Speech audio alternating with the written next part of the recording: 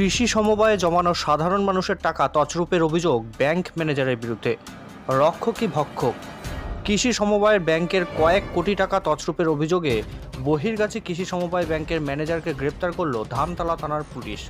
সূত্রের খবর, ধানতলা থানার বহির্গাছি কৃষি সমবায় ব্যাংকে বিভিন্ন গ্রাহকের কাছ থেকে গচ্ছিত টাকা নিয়ে তছরূপের অভিযোগ ওঠে।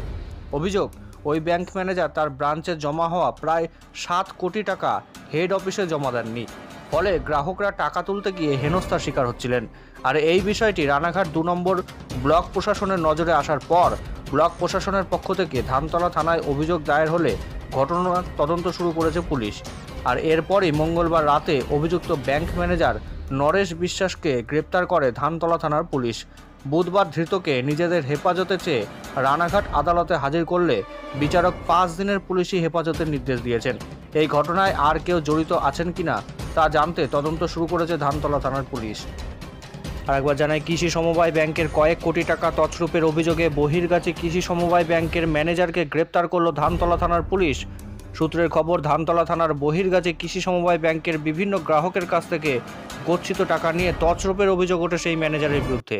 গত ডিসেম্বর মাসের 3 তারিখে আমাদের ধানতলা পিএসএ একটা কমপ্লেন্ট হয় যে আমাদের assistant registrar of cooperative society আছে, তার যে মেমো নাম্বার আছে, উনি একটা সিআই এবং ওনার নিজের ডিপার্টমেন্টের সিআই এবং সিডিও যারা আছেন 16/11/24 একটা মেমো ওয়াইস একটা কেস হয়।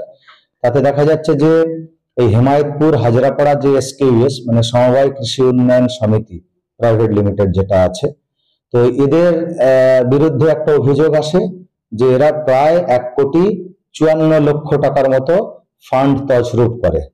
তো সেই মোতাবেক যেটা ওই কনসার্ন ডিপার্টমেন্টের যে cooperative inspector, cooperative development officer, তারা বিভিন্ন সময় 2021, 22, 23-এ ইন্সপেকশন করে। তো ইন্সপেকশনের সূত্র ধরে দেখা যায় যে কি এইরকম ভাবে তারা সোসাইটির আর কি এরকম ফান্ড ডিফলকেশনের একটা তারা প্রথম তাদের নজরে আসে।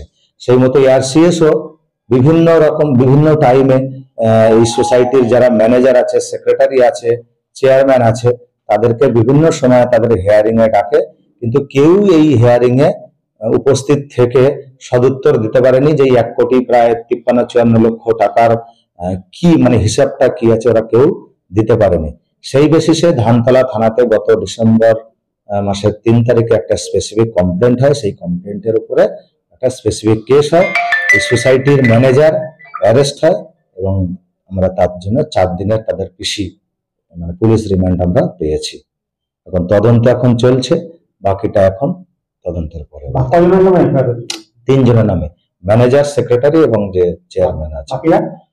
বাকিদের এখন যেহেতু 3 জন আছে, আমরা দেখছি বাকিদেরও সেই রকম ইনভলভমেন্ট কি আছে দেখে নিশ্চয়ই সেই রকম ভাবে ব্যবস্থা নেওয়া হবে।